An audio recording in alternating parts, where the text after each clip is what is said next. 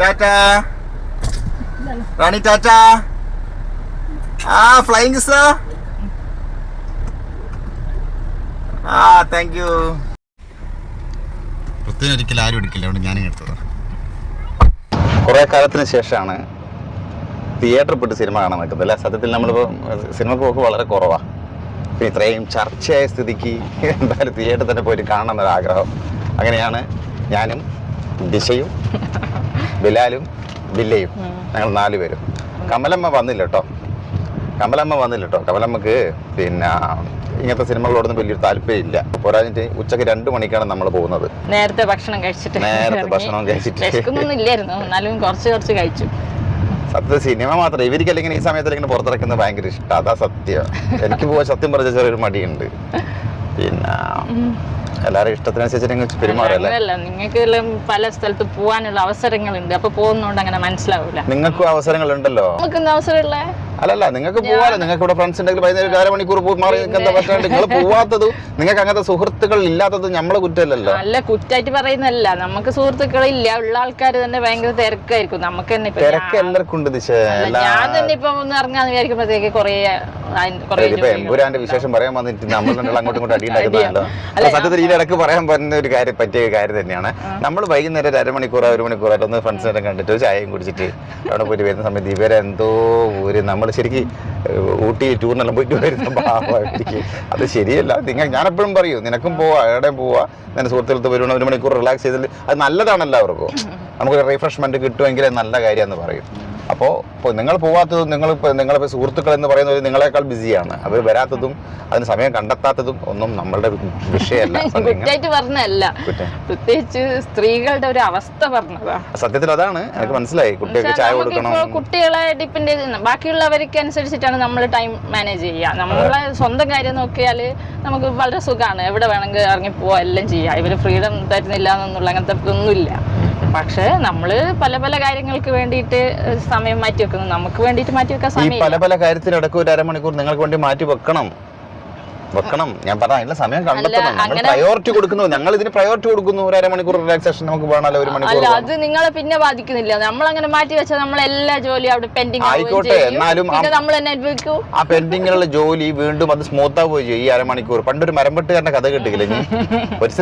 നിന്ന് രണ്ടാൾക്കും ഒരേ സമയത്ത് ഒരേ തരത്തിലുള്ള മരങ്ങൾ കൊടുത്ത് ഒരേ തരത്തിലുള്ള മഴവും കൊടുത്ത് വെട്ടണം രണ്ടാളും വെട്ടി. ഒരുത്തനാഞ്ഞിട്ടാറ് വെട്ട്, മറ്റൊരു 5 മിനിറ്റ് റെസ്റ്റ് എടുക്കാൻ പോകുന്നുണ്ട്.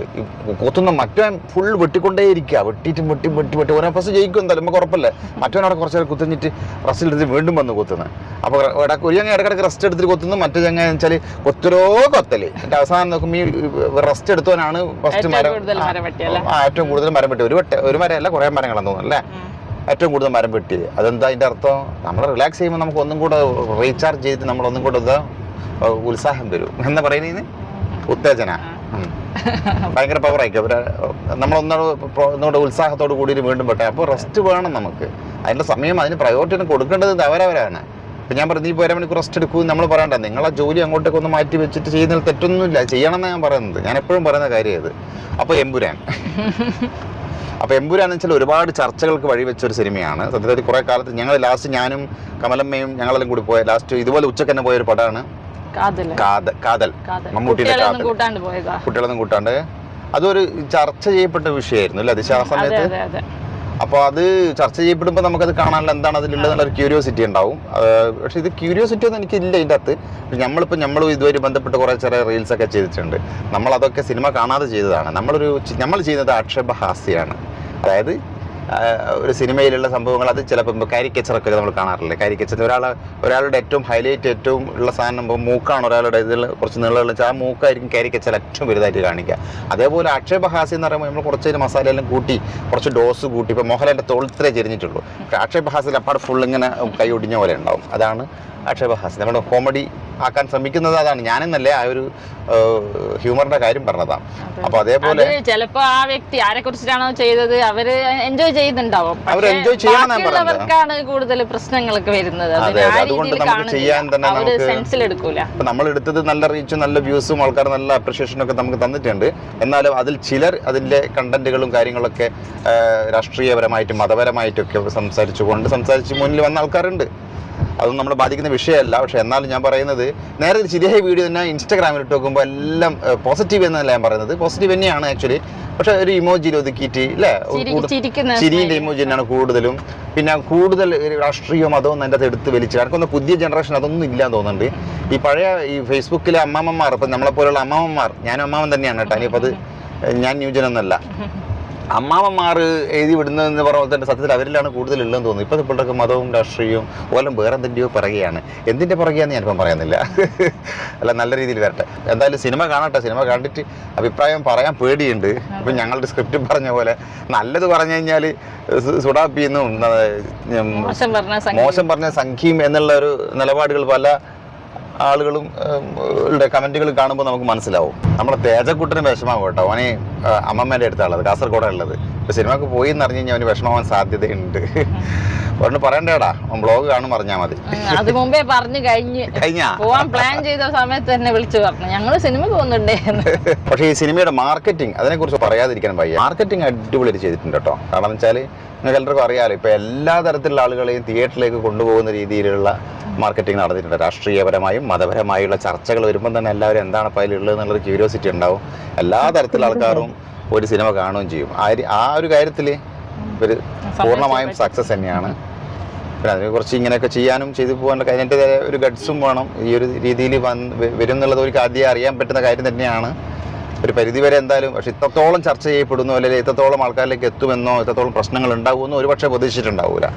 അപ്പൊ എന്തായാലും നോക്കാം. എന്തായാലും പൈസ ഒരുപാട് വരികയുണ്ടാവും തോന്നുന്നു. അല്ല, ഞാനിത് കാണാന്ന് വിചാരിച്ച ഓരോരുത്തരും പല ഘോര പ്രസംഗങ്ങളും ഭയങ്കരമായിട്ട് പറയുന്നുണ്ട്. വീഡിയോസ് ഒക്കെ കുറെ കണ്ടു, പല അഭിപ്രായങ്ങളും കണ്ടു.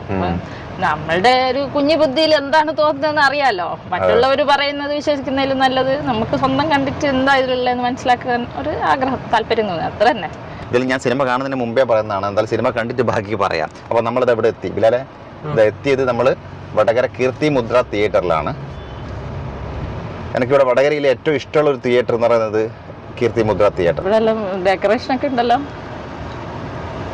നമ്മളൊക്കെ കുറച്ച് നേരത്തെ വരണം, ഇവരുള്ള കുടുങ്ങുമല്ലോ. നമ്മൾ തിയേറ്ററൊക്കെ അങ്ങ് ആഘോഷമാക്കി വെച്ചിരിക്കുകയല്ലേ. ശരിക്കും പറഞ്ഞാൽ തിയേറ്ററുകാർക്ക് ഇപ്പം ലിബർട്ടി ബഷീറിൻ്റെ ഒരു കുറിപ്പ് കണ്ടിന്, കുറിപ്പല്ല ഒരു പോസ്റ്റ്, വേറെ ആയിട്ടെന്ന് അറിയില്ല. 40 വർഷത്തിൻ്റെ സിനിമ ഇതിൻ്റെ ജീവിതത്തിൽ 7 തിയേറ്ററിലും ഹൗസ്ഫുൾ ഇതുവരെ എന്ന്. അപ്പോൾ അത് ഭയങ്കര ഒരു സംഭവം തന്നെയാണ്. തിയേറ്ററുകാർക്ക് പറഞ്ഞ പോലെ കുറെ കാലങ്ങളായിട്ട് ഇങ്ങനെ ഉണങ്ങി നിൽക്കുന്ന ഒരു അവസ്ഥയായിരുന്നു തോന്നുന്നു. വൈകുന്നേരത്തെ ഷോ നോക്കിയാൽ എല്ലാം ഫുൾ. അതെ, വൈകുന്നേരത്തെ ഷോ ഒക്കെ ഫുള്ളാണ് കേട്ടോ. ഞങ്ങൾ ട്രൈ ചെയ്തിട്ട് ടിക്കറ്റ് കിട്ടിയിട്ടില്ല. അങ്ങനെ അവസാനം 2 മണിക്കത്തേക്ക് കിട്ടിയതാണ്. അതും നമ്മൾ ഇന്നലെ എടുത്തത് അല്ലേ. അതും പറഞ്ഞ തിയേറ്ററൊക്കെ അലങ്കരിച്ച് മോഹൻലാലും പൃഥ്വിരാജും വയ്യ, അടിപൊളി. കാറെല്ലാം ബ്ലോക്ക് ആയിട്ട്.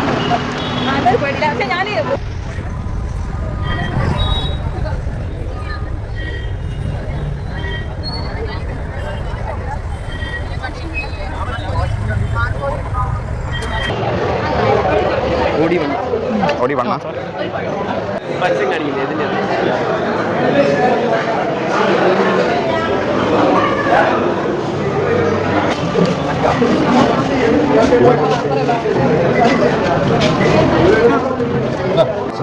ഹൃദ്രോഗത്തിനുള്ള സാധ്യതയും പകുതിയായി. എന്നാൽ ഇപ്പോൾ പുകവലിക്കുന്നത്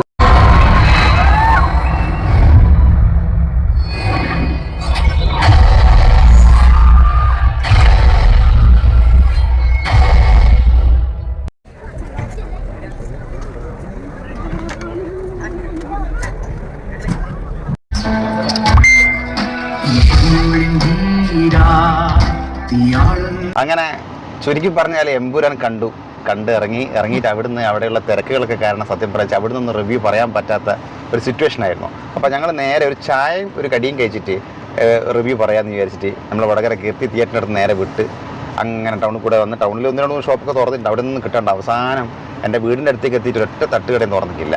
അങ്ങനെ ഞങ്ങൾ നേരെ ലോകനാർക്കാവ് ക്ഷേത്രത്തിൻ്റെ അടുത്തുള്ളൊരു ഹോട്ടലിൽ പോയിട്ട് ചായയും കടിയിലും കഴിച്ച് ഒരു ഫ്രഷായിട്ട് പറയാമെന്ന് വിചാരിച്ചു. എല്ലാ ആൾക്കാരും ഒരു റിവ്യൂവും കാണാതെ തന്നെ സിനിമ കാണാൻ പോകണം എന്ന് പറഞ്ഞിട്ട് സിനിമ ഇഷ്ടപ്പെട്ട ഒരുപാട് ആൾക്കാരുണ്ട്. ഞാനാണെങ്കിൽ എല്ലാ റിവ്യൂസും കണ്ടതിന് ശേഷമാണ് സിനിമ കാണാൻ പോകുന്നത്. അതുകൊണ്ട് എന്താണെന്നറിയില്ല, എനിക്ക് ഈ പടം വളരെ വളരെ വളരെ ഇഷ്ടപ്പെട്ടു. ദിശക്ക് എന്താ? എനിക്ക് നല്ലോണം ഇഷ്ടപ്പെട്ടു. വാക്കുകളില്ല. ഒരു സ്ഥലത്ത് പോലും അയ്യോ അത് അങ്ങനെ വേണ്ട അങ്ങനെയൊന്നും തോന്നിയിട്ടില്ല. നല്ല സിനിമയായിരുന്നു. മേക്കിംഗ് പറയാതിരിക്കാൻ പറ്റൂല. നമ്മളെ മലയാളത്തിൽ ഇങ്ങനെ ഒരു സിനിമ ഇറക്കാൻ പറ്റിയല്ലോ, അത് തന്നെ വലിയ കാര്യം. അത് പൃഥ്വിരാജ് ഉള്ളത് കൊണ്ട് മാത്രം സാധിച്ചതെന്ന് എനിക്ക് തോന്നുന്നു. ഡയറക്ഷൻ ആണെങ്കിലും ശരി, നല്ല ഒരു ഇന്റർനാഷണൽ സ്റ്റാൻഡേർഡ് നല്ല. നമ്മളിപ്പോ ഇംഗ്ലീഷ് സിനിമയിലൊക്കെ കണ്ടത് നമ്മൾ മലയാളത്തിലേക്ക് വരുമ്പോൾ സാധാരണ ഒരു ബോറായിട്ടാണ് തോന്നാറുള്ളത് ചില സിനിമകളൊക്കെ. എനിക്കിപ്പോ പേരെടുത്ത് പറയാൻ ഓർമ്മയില്ല. ചില സിനിമകളൊക്കെ ആ ഒരു സ്റ്റാൻഡേർഡ് എടുത്താലും ചിലതൊക്കെ നമുക്ക് മോശം എന്ന് തോന്നാറുണ്ട്. ഒരൊറ്റ ഷോട്ട് പോലും വേണ്ട എന്നുള്ള തോന്നിയിട്ടില്ല. ഇപ്പൊ ഞങ്ങൾ ഒരുപാട് ആക്ഷേപഹാസ്യങ്ങളൊക്കെ ഇറക്കിയിട്ടുണ്ട്. സിനിമ കാണാതെയാണ് ഞാൻ ഇറക്കിയിട്ടുള്ളത്. സോഷ്യൽ മീഡിയയിലൂടെയുള്ള സ്വാധീനവും അതിന് ഒരുപാട് പങ്ക് വഹിച്ചിട്ടുണ്ട്. ഞങ്ങൾ ചെയ്ത വീഡിയോസ്, നമ്മുടെ വീഡിയോ സ്ഥിരമായി കാണുന്ന ആൾക്കാരെ കണ്ടിട്ടുണ്ടാവും എന്ന് വിചാരിക്കുന്നത്. പക്ഷേ ഈ സിനിമ കണ്ടപ്പോൾ എനിക്ക് എന്തായാലും പറഞ്ഞേ തീരുള്ളൂ. കാരണം എന്ന് വെച്ചാൽ എനിക്ക് വളരെ ഇഷ്ടപ്പെട്ടു. ഞാൻ കുറച്ചായിട്ട് തിയേറ്ററിൽ പോയിട്ട് സിനിമ കാണുന്നത് കുറവാണ്. അപ്പോൾ ഞാൻ ചോദിച്ചു എന്തുകൊണ്ടാണ് എനിക്ക് ഇത്ര ഇഷ്ടപ്പെടാൻ കാരണം. ഞാൻ ഇവളോട് ഇങ്ങനെ ഇടയ്ക്കിടയ്ക്ക് ചോദിച്ചുകൊണ്ടിരിക്കുന്നുണ്ട്. കുറച്ചായിട്ട് മനസ്സിലാച്ച് അതിങ്ങനെ കൺസിസ്റ്റൻസി ആയിട്ട് സിനിമ തിയേറ്ററിൽ പോയി കാണുന്ന ആളല്ല ഞാൻ. പക്ഷേ ചർച്ചയാക്കപ്പെടുന്ന സിനിമകളൊക്കെ പറ്റുമെങ്കിൽ മാക്സിമം പോയി കാണും. ഇപ്പോൾ ഇന്നത്തെ സിനിമ കാണാൻ നിർബന്ധിക്കപ്പെട്ടത് ദിശ കാരണമാണ്. നമുക്ക് കാണണം, സെൻസറിങ്ങിൻ്റെ മുന്നേ തന്നെ കാണണം എന്ന് പറഞ്ഞു. സെൻസറിങ് ചെയ്തിട്ടൊന്നും ഉള്ളതായിട്ട് എനിക്ക് തോന്നിയിട്ടില്ല. അതെ, ഞാൻ അങ്ങനെ വിചാരിക്കാറുണ്ട് ഈ സെൻസർ ബോർഡ് എന്തുകൊണ്ട് ഇങ്ങനെ ഒരു സിനിമയ്ക്ക് അംഗീകാരം കൊടുക്കുന്നു, ഇത്ര പ്രശ്നമാക്കുന്നത് എന്നൊക്കെ വിചാരിച്ചു. പക്ഷെ ഇത് കണ്ടപ്പോ തോന്നി ഈ സെൻസർ ബോർഡ് എന്ത് കട്ട് ചെയ്യാനായിട്ട്, ഇതൊരു സിനിമയല്ലേ. ഞങ്ങൾ സിനിമക്ക് പോകുന്നതിന് മുമ്പ് ഈ വണ്ടിയിൽ വെച്ച് തന്നെ പറഞ്ഞത് എന്ന് വെച്ചാൽ ഈ സെൻസറിങ് കാരണം മിസ്റ്റേക്ക് ആണ്. കാരണം അങ്ങനെ ഒരു ഇഷ്യൂ ഉള്ള ഒരു കണ്ടന്റ് വരികയാണെങ്കിൽ അവിടെ വെച്ച് അവർ കട്ട് ചെയ്യണ്ടേ, അല്ലാതെ അവിടുന്ന് പുറത്തേക്ക് വരാൻ പാടില്ലല്ലോ എന്ന് ഞങ്ങൾ തന്നെ പറഞ്ഞു. അങ്ങനെ ഞങ്ങൾ തന്നെയാണ് ഇപ്പം സിനിമ കണ്ടു കഴിഞ്ഞ ശേഷം ഇത് മാറ്റി പറയേണ്ട ഒരു സാഹചര്യം വന്നത്. കാരണം സെൻസറിങ് ചെയ്തിട്ടൊന്നുമില്ല. പിന്നെ എന്താണെന്ന് വെച്ചാൽ ഈ ഫസ്റ്റ് ഒരു ഇഷ്യൂയിലൂടെ മാത്രം നമുക്ക് ഈ ഒരു കഥ കൊണ്ടുപോകാൻ പറ്റുള്ളൂ. ഫസ്റ്റ് നമ്മളിതിൻ്റെ സസ്പെൻസ് പറയാൻ പാടില്ല. അതുകൊണ്ടാണ് തിയേറ്ററിൽ ഇപ്പോൾ ഹൗസ്ഫുള്ളായിട്ട് ഓടിക്കൊണ്ടിരിക്കുകയല്ലേ. അപ്പോൾ ഫസ്റ്റ് ഒരു ഇഷ്യൂ, ഒരു കലാപത്തിലൂടെയാണ് ഈ കഥ കൊണ്ടുപോകാൻ പറ്റുക. അതിനുവേണ്ടി നമ്മുടെ ഗോത്ര അല്ലേ ട്രെയിനിലുള്ള ആ ഒരു കലാപമാണ് കാണിച്ചിട്ടുള്ളത്. അത് ഒരു പക്ഷേ ഒരുപാട് ആൾക്കാർക്ക് ഒരുപക്ഷെ ഫീൽ ചെയ്യാം, ഹിന്ദുക്കൾക്ക് പ്രത്യേകിച്ച് അതിങ്ങനെ സംഭവിക്കാൻ സാധ്യതകളുണ്ട്. അതിപ്പോൾ നമുക്ക് വേറൊരു കലാപം കാണിക്കാൻ പറ്റാത്തത് കൊണ്ടായിരിക്കും ഒരു സെൻസിറ്റീവ് ആയിട്ടുള്ള ഒരു സംഭവം കാണിക്കണ്ടേ. ഇത്രയും വലിയൊരു സിനിമ എടുക്കുമ്പോൾ, ഇത്രയും ചെലവാക്കി എടുക്കുമ്പോൾ പൊട്ടാത്ത പടക്കം പോലെ ആയി പോവരുത്. അപ്പോൾ അത് ബുദ്ധിപരമായിട്ട് അതും ജസ്റ്റ് ഒരു ഇൻട്രോനെ കാണിച്ചിട്ടുള്ളൂ. അങ്ങനെ ഒരു വർഗീയപരമായിട്ട് കാണിച്ചതായിട്ട് എനിക്ക് ഭയങ്കര ഇതാക്കി കാണിച്ചതായിട്ട് എനിക്ക് തോന്നി. ജസ്റ്റ് ഒരു ഇൻട്രൊഡക്ഷൻ ജസ്റ്റ് ഒന്ന് കാണിച്ചു, ഇതിലൂടെ കഥ പോകുന്നു എന്നുള്ള രീതിയിൽ. അങ്ങനെ റേപ്പ് സീന് കാണിച്ചു, ഗർഭിണീനെ റേപ്പ് ചെയ്യുന്നൊക്കെ പറഞ്ഞു. അത് അങ്ങനെ അതൊന്നും കാണിക്കുന്നില്ല. പക്ഷെ അത് കുറച്ചൊരു ലെങ്ത് കുറച്ച് കുറക്കായിരുന്നു തോന്നി. ആ റേപ്പ് സീന്, ഗർഭിണിയെ റേപ്പ് ചെയ്യുന്ന ഒരു സീൻ. പക്ഷെ ഇതില് പട്ടാള സിനിമയില്ലേ കീർത്തി ചക്ര പോലുള്ള ഏതോ ഒരു ഇതില് ഏതാന്ന് എനിക്ക് കറക്റ്റ് അതിനകത്ത് കാണിക്കുന്നുണ്ട് തീവ്രവാദികള്. ഇതിലും വ്യക്തമായിട്ട് അതിൽ കാണിക്കുന്നുണ്ട്. പക്ഷെ ഇതിൽ എനിക്ക് ഒരു പൊടിക്ക് കൂടി പോയാൽ തോന്നി. അതുപോലെ പൊടിക്ക് കുറക്കാമായിരുന്നു എന്ന് തോന്നിയിട്ടുണ്ട്. എന്നാലേക്ക് മനസ്സിലാവുള്ളൂ. അതുകൊണ്ട് അത്ര ഒച്ച ബഹളം നടക്കുന്നതിന്റെ ഇടയ്ക്ക് അങ്ങനെ ഒരു സീന് കാണിച്ച ചില ആൾക്കാരുടെ ശ്രദ്ധയിൽപ്പെടാത്തത് കൊണ്ടോ എന്തോ എനിക്കറിയാം. അതുകൊണ്ടൊക്കെ അങ്ങനെ കാണിച്ചിട്ടുണ്ടാവുക. പിന്നെ ലാഗ് എന്ന് പറഞ്ഞ സംഭവം എവിടെയില്ല. ഓരോ ഷോട്ടും ഫ്രെയിം ടു ഫ്രെയിം തുറന്നു പറയാലോ. എനിക്ക് പേഴ്സണലി ഭയങ്കര ഇഷ്ടപ്പെട്ടു കേട്ടോ. കാരണം എന്ന് വെച്ചാൽ ഞാൻ ഈ സോഷ്യൽ മീഡിയയിൽ ഒരുപാട് റിവ്യൂസ് കണ്ടപ്പോൾ ഞാൻ വിചാരിച്ച് എനിക്കും വിയോജിപ്പ് തോന്നി. അങ്ങനെ പൃഥ്വിരാജ് എനിക്ക് പേഴ്സണലി വളരെ ഇഷ്ടമുള്ള ഒരാളാണ്. ഞാൻ എൻ്റെ ഒരു മോഡലാക്കാൻ എനിക്ക് ഇഷ്ടമുള്ള ഒരാളാണ്. വളരെ പേഴ്സണലി അയാളുടെ ഡിസിഷൻ മേക്കിംഗ് ആണെങ്കിലും ശരി, പേഴ്സണാലിറ്റി, ആറ്റിറ്റ്യൂഡ്, ആക്ടിങ് എന്ന് ഞാൻ പറഞ്ഞിട്ടില്ല. ആക്ടിങ് എനിക്ക് അതിനേക്കാൾ ഇഷ്ടപ്പെട്ട ഒരുപാട് നടന്മാരുണ്ട്. പക്ഷേ പൊതുവെ ഒരു പേഴ്സണാലിറ്റി വെച്ച് നോക്കുമ്പോൾ എനിക്ക് പൃഥ്വിരാജിനെ ഭയങ്കര ഇഷ്ടമാണ്. പിന്നെ നിങ്ങളുടെ മുമ്പ് പൃഥ്വിരാജ് പറഞ്ഞ ലക്ഷദ്വീപ്, സേവ് ലക്ഷദ്വീപ്, അതൊന്നും ഞാൻ പറയുന്നില്ല. അതൊന്നും എൻ്റെ വിഷയമല്ല. എൻ്റെ വിഷയം സത്യം പറയാൻ വെച്ചാൽ ഈ ഒരു സിനിമയാണ് Empuraan is A super film. അപ്പോൾ അത് ഈ സോഷ്യൽ മീഡിയ റിവ്യൂസ് കണ്ടിട്ട് പോകാത്ത ആൾക്കാർ പോകാതിരിക്കേണ്ട. എന്തായാലും പോയിട്ട് സിനിമ കാണാം. സിനിമയ്ക്ക് വേണ്ടി നമുക്കിപ്പോൾ ഇത് പ്രൊമോഷൻ വീഡിയോ ഒന്നുമല്ല. ഞാൻ കഴിഞ്ഞൊരു റീല് ചെയ്തപ്പോൾ ഒരാൾ പറഞ്ഞു നിങ്ങൾക്ക് ഇതിന് വേണ്ടിയിട്ട് എന്താണ് എത്ര ലക്ഷം കിട്ടിയെന്ന്. നമുക്ക് ചിരിക്കുമെന്നല്ലാണ്ട് വേറെ പറയാ. നമ്മളെ പോലത്തെ ആൾക്കാരുടെ യാതൊരു പ്രൊമോഷനും ഇതുപോലുള്ളൊരു സിനിമക്കൊന്നും ആവശ്യമില്ല. അപ്പോ അതേപോലെ ലൂസിഫർ ഞാൻ കുറെ വർഷം മുമ്പേ കണ്ടതാ. ഓരോന്നും എനിക്കിപ്പോൾ ഓർമ്മയില്ല. അപ്പോൾ ആ സിനിമ കാണുമ്പോൾ എനിക്ക് തോന്നിയത് ഇത് കോൺഗ്രസിന്റെ കഥയാണല്ലോ എന്ന് എനിക്ക് തോന്നിയിട്ടുണ്ടായിരുന്നു. കാരണം ഇന്ദിരാഗാന്ധി പ്രിയദർശിനി തന്നെയാണ് അതിൽ പേര്. പിന്നെ ഒരു കോൺഗ്രസിന്റെ കുടുംബത്തിൽ വരുന്ന കറക്റ്റ് നെഹ്റു കുടുംബത്തിന്റെ അത് തന്നെയായിട്ട് ഫീൽ ചെയ്തിട്ടുണ്ട്. പക്ഷെ അതിൽ പറയുന്ന കഥ അതല്ല സെയിം. അതേപോലെ തന്നെ ഈ സിനിമയിൽ ഒരു BJP-നെ കാണിച്ചു. ഇനി അടുത്തതില് വേറെ എന്തെങ്കിലും കാണിക്കും. ഇത് കഴിഞ്ഞിട്ടില്ല. ആക്ച്വലി എനിക്ക് പേഴ്സണലി ലൂസിഫറിനേക്കാൾ ഇഷ്ടപ്പെട്ടു ഈ സിനിമ. സത്യം. അത് ഞങ്ങൾ അതായത് ഡിസ്കസ് ചെയ്തുകൊണ്ടിരിക്കുന്നത്. എനിക്ക് എങ്ങനെ ദിശക്കും അതുപോലെ തന്നെ ലൂസിഫറിനേക്കാൾ കൂടുതൽ ഇഷ്ടപ്പെട്ടു ഈ പടം. കാരണം അത്രക്കും പൈസ പൊട്ടിച്ചിട്ടുണ്ട്. അത് കാണാനുണ്ട്. ഞാൻ പല റിവ്യൂസിലും പറഞ്ഞു കേട്ടു ലൂസിഫറിന്റെ മുകളിൽ നിന്നിട്ടില്ല എന്ന് പറഞ്ഞത് കേട്ടു. ലൂസിഫർ ഒരു നമ്മുടെ നാട്ടിൽ നടക്കുന്ന കഥയല്ലേ. ഇത് വേൾഡ് വൈഡ് ആയിട്ടുള്ള പല രാജ്യങ്ങളിൽ നിന്ന് ഷൂട്ട് ചെയ്ത ഒരു സ്റ്റോറിയാണ്. അതേപോലെ മോഹൻലാലിന്റെ സാധാരണ പ്രേക്ഷകരെ തൃപ്തിപ്പെടുന്ന നാടൻ തല്ലും. അതെ അതെ, അത് ഇതിനിടയിൽ നമ്മുടെ നാടൻ മോഹൻലാലിനെ നമുക്ക് ഇഷ്ടമുണ്ട്. അതും ഇതിന് ഒരു ഷോർട്ട് ഒരു സീൻ ഉണ്ട്. അപ്പൊ അത് നമ്മളെ ഹാപ്പി ആക്കാൻ ഒരു ഫാൻ ബോയ് തന്നെയാണ് പൃഥ്വിരാജ് മോഹൻലാലിന്റെ. പിന്നെ വേറെ ആരോ പറയുന്ന കേട്ട് ഫുള്ള് മോഹൻലാൽ പൃഥ്വിരാജ് തന്നെയാണ്, മോഹൻലാൽ 5-6 ഡയലോഗ് അടിച്ചിട്ട് പോകുന്നേ ഉള്ളൂ. അതൊന്നല്ല, ഫുള്ള് മോഹൻലാൽ തന്നെ ഉണ്ട്. പിന്നെ മോഹൻലാലിന്റെ ഫുൾ ടൈം കാണിക്കേണ്ട ആവശ്യമില്ല. മോഹൻലാലിന്റെ പ്രസൻസ് ആദ്യം മുതൽ അവസാനം വരെ മോഹൻലാൽ തന്നെയുണ്ട്. പിന്നെ പൃഥ്വിരാജ് കുറച്ചേ ഉള്ളൂ. പൃഥ്വിരാജിന്റെ സയ്യിദ് മസൂദിന്റെ ബാല്യകാലം എന്താണെന്ന് പറയുന്നതായിരുന്നു ഈ ഒരു സംഭവം. അതിൽ വളരെ കുറച്ച് പൃഥ്വിരാജിനെ കാണിച്ചിട്ടുള്ളൂ.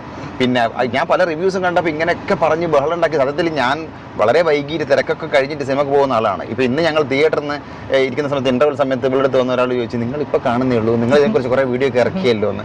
എനിക്ക് തോന്നുന്നത് ഇതെല്ലാം ഫുള്ള് മാർക്കറ്റിംഗാണ്. എനിക്ക് തോന്നുന്നത് ഇവരെല്ലാം ഇരുന്ന് പ്ലാൻ ചെയ്ത കാര്യങ്ങളാണ് ഈ സെൻസറിങ് കാര്യങ്ങളും പിന്നെ വർഗീയതയും പ്രശ്നങ്ങളെല്ലാം ഉണ്ടാക്കി ഭയങ്കര ഇതാക്കിയത്. എനിക്ക് തോന്നുന്നത് മാർക്കോ വല്ലാത്ത വിജയം നേടി എന്ന് പറയുന്നത്. അത് പല സംഘടനകളും പാർട്ടി അനുഭാവികളും ഒക്കെ വിജയിപ്പിച്ചാന്ന് പറയുന്നത്. അതുപോലെ ഇതിലൊരു ഇഷ്യൂ ഉണ്ടാക്കി. ഇനിയിപ്പോൾ സെൻസറിങ്ങിന് മുന്നേ തന്നെ ഇത് കാണണമെന്നുള്ള ആഗ്രഹത്തിൽ ഞങ്ങൾക്ക് ടിക്കറ്റ് കിട്ടിയിട്ടില്ല. ഇന്ന് ഞാൻ പറയാം, വൈകുന്നേരത്തേക്കാണ് ഞങ്ങൾ പ്ലാൻ ചെയ്തിട്ടുണ്ടായിരുന്നത്. അത് കിട്ടാത്തതുകൊണ്ട് ഞങ്ങൾ ഉച്ചയ്ക്ക് 2 മണിക്ക് സിനിമക്ക് പോകേണ്ട അവസ്ഥയാണ്. അതും ഫ്രണ്ടിലാണ് കിട്ടിയത്. അപ്പോൾ അത് കഴിഞ്ഞിട്ട് നമ്മൾ വെച്ചാൽ ഇനിയിപ്പം സെൻസറിങ് കഴിഞ്ഞു കഴിഞ്ഞാൽ ആൾക്കാർ പോകും. ഇതൊക്കെ ഇവർ എന്താണ് കട്ട് ചെയ്യുന്ന അറിയേണ്ടത്. ഇത് കട്ട് ചെയ്യാനായിട്ട് ഒന്നും അതിലില്ല. എനിക്ക് തോന്നുന്നു ഈ വർഗീയ കലാപം ഒരുപാട് ആളുകൾക്ക് ഒരുപക്ഷെ വിഷമം ഉണ്ടാക്കിയിട്ടുണ്ടാവും. ഞങ്ങളിൽ നിന്ന് തുടങ്ങിയല്ലോ എന്ന്. പ്രത്യേകിച്ച് പൃഥ്വിരാജ് മുമ്പ് സേവ് ലക്ഷദ്വീപിന്റെ ഇഷ്യൂസിലൊക്കെ ഇടപെട്ടത് കൊണ്ട് ഒരുപക്ഷെ ഒറ്റപ്പെട്ട് ആക്രമിക്കാനുള്ള സാധ്യതകൾ ഇതിലുണ്ടാവാം. സിനിമയായിട്ട് കാണണം. അതിലിപ്പോ എല്ലാം ഇപ്പൊ റിയൽ സ്റ്റോറി അല്ലല്ലോ സിനിമയിൽ പറയുന്നത്. റിയൽ ആയിട്ട് എടുക്കുന്നതാണ് ഈ പ്രശ്നം. അല്ല, ഇത് ഞാൻ ഈ ഒരു ഹിന്ദു മതം അല്ലെ മുസ്ലിം മതമാണെങ്കിൽ ആ സെൻസിൽ എടുക്കണം കേട്ടോ. വർഗീയവാദികളായിട്ട് ആക്രമണങ്ങൾ ചെയ്യുന്ന അത് ഹിന്ദു മതമാണെങ്കിൽ ശരി, മുസ്ലിം മതമാണെങ്കിൽ ശരി, ക്രിസ്ത്യൻ മതമാണെങ്കിൽ ശരി, ഒരാളോട് നമ്മൾ പേഴ്സണലി യോജിക്കുന്നില്ല. പക്ഷെ നല്ല ഒരു ക്രിയേറ്റിവിറ്റിയെ അത് ഏതാണെങ്കിലും നമ്മളത് അക്സെപ്റ്റ് ചെയ്യണം. നല്ലതെന്ന് പറയണ്ട. അതുപോലെ BBC നിരോധിച്ച ഡോക്യുമെന്ററിയിലെ അതേ തീമാണ് ഈ സിനിമയിൽ പറയുന്നത്. പക്ഷെ ഡോക്യുമെന്ററി എന്താണ്, സിനിമ എന്താണ് എന്ന് മനസ്സിലാക്കണം. ബുദ്ധി ഉണ്ട്, അതുകൊണ്ടാണ് ഇപ്പൊ നിരോധിക്കാത്തത്. ഇപ്പൊ ആ ഡോക്യുമെന്ററി അന്നേരം തന്നെ ഒരാൾ കാണുന്നതിന് മുമ്പേ അത് നിരോധിച്ചില്ലേ. ഡോക്യുമെന്ററി എന്താണെന്ന് പറഞ്ഞോളൂ, പറയാതെ. ഡോക്യുമെന്ററി എന്ന് പറഞ്ഞാൽ റിയൽ ഫാക്ടിനെ ആസ്പദമാക്കി ഒരു അവയർനെസ്സിന് വേണ്ടി ഉണ്ടാക്കുന്നത്. ക്യാരക്ടേഴ്സ് ഒക്കെ ഒറിജിനൽ ആയിരിക്കും, പ്ലേസ് ഒക്കെ ഒറിജിനൽ ആയിരിക്കും. എന്താണ് ആ സംഭവം എന്ന് ചോദിച്ചാൽ അതിന്റെ എല്ലാ വിശദീകരണ വിവരങ്ങളൊക്കെ ഫുൾ ഇൻഫർമേഷൻ പല സ്ഥലങ്ങളിൽ നിന്ന് എടുത്തിട്ട് നമ്മളെ മുമ്പിൽ അവതരിപ്പിക്കുന്നതാണ് ഡോക്യുമെന്ററി. അതുകൊണ്ടായിരിക്കാം അത് നിരോധിച്ചിട്ടുണ്ടാവുക. ഇത് എന്ന് ഫിക്ഷണലാണ്. ഇത് ശരിക്കും വെച്ചാൽ ഒരു ക്യാരക്ടർ ഒരാൾ ക്രിയേറ്റ് ചെയ്യുന്ന സാധനമാണ്. ഡയലോഗ്സ് ഒക്കെ എഴുത്തുകാരന്റെ ഭാവനയിൽ നിന്ന് വരുന്നതാണ്. മുരളി ഗോപിയുടെ എഴുത്തൊക്കെ സൂപ്പർ ആയിട്ടുണ്ടാകും. ഞാൻ പറയും, ഇങ്ങനെ ഇത്രയും വൾഗറായിട്ട് ആൾക്കാർ സോഷ്യൽ മീഡിയ സംസാരിക്കുമ്പോൾ എനിക്കും തോന്നി എന്താപ്പാ. അപ്പൊ അങ്ങനെയാണ് ഞങ്ങൾക്ക് ഒന്ന് കണ്ടുകളെന്ന് തോന്നിയത്. ഇതെന്തായാലും ഞാൻ പറഞ്ഞ നമ്മുടെ സ്ക്രിപ്റ്റ് പറഞ്ഞ പോലത്തെ കോടികൾ വാരി വിപ്പാടെ എന്തായാലും. പിന്നെ പല സ്ഥലങ്ങളിലും ഒരു പക്ഷേ തിയേറ്ററിൽ കാര്യമായിട്ട് കുറേ ആൾക്കാർ സോഷ്യൽ മീഡിയ ഫോട്ടോസിൽ കണ്ട്. പക്ഷേ എൻ്റെ ഒരു എക്സ്പീരിയൻസ് ഞാനിപ്പോൾ ഇതെല്ലാം ഷൂട്ട് ചെയ്തിട്ട് നിങ്ങൾക്ക് കണ്ടിട്ടുണ്ടാവുമല്ലോ. അപ്പോൾ ഞങ്ങൾക്ക് പേഴ്സണലി ഈ പടം ഭയങ്കര ഇഷ്ടപ്പെട്ടു. അതിപ്പം ബിലാലിന് എന്താ തോന്നിയത്? സാധാരണ നമ്മളൊരു സിനിമ കണ്ടാലും നമുക്ക് പല നെഗറ്റീവ് പറയാനുണ്ടാവും. പക്ഷെ ഇത് അങ്ങനെ ഒന്നും പറയാനില്ല. അത് കൽക്കി സിനിമ കണ്ടപ്പോ കൽക്കി നല്ലൊരു തീമായിരുന്നു, നല്ല രീതിയിൽ എടുക്കായിരുന്നു. പക്ഷെ അത് പറഞ്ഞ രീതി ശരിയാണ്. എനിക്ക് അങ്ങനെ കുറെ അഭിപ്രായങ്ങൾ ഉണ്ടായിരുന്നു ആ സിനിമ കണ്ട. പക്ഷെ ഇതിന് അങ്ങനെ പ്രത്യേകിച്ച് ഒന്നും പറയാനില്ല. ഈ സിനിമ ഇങ്ങനെ തന്നെ എടുത്താലേ അത് ആ സിനിമയാവും. അതെ അതെ. പിന്നെ ചില ആൾക്കാർ പറഞ്ഞിട്ടുണ്ട് വയലൻസ് കൂടിപ്പോയി എന്ന് പറഞ്ഞിട്ട്. വയലൻസ് ഇപ്പൊ മാർക്കോ അല്ലേ ഇറങ്ങിയത്, അതിൽ താഴെ നിൽക്കും വയലൻസ്. ഇത് അല്ലേ, ഇത് വയലൻസ് അങ്ങനെ മാർക്കോന്റെ അത്ര എന്തായാലും ഇല്ലല്ലോ. ഇല്ല, തോന്നിയോ? മാർക്കോ ഞാൻ കണ്ടിട്ടില്ല. മാർക്കോ കണ്ടിട്ടില്ല.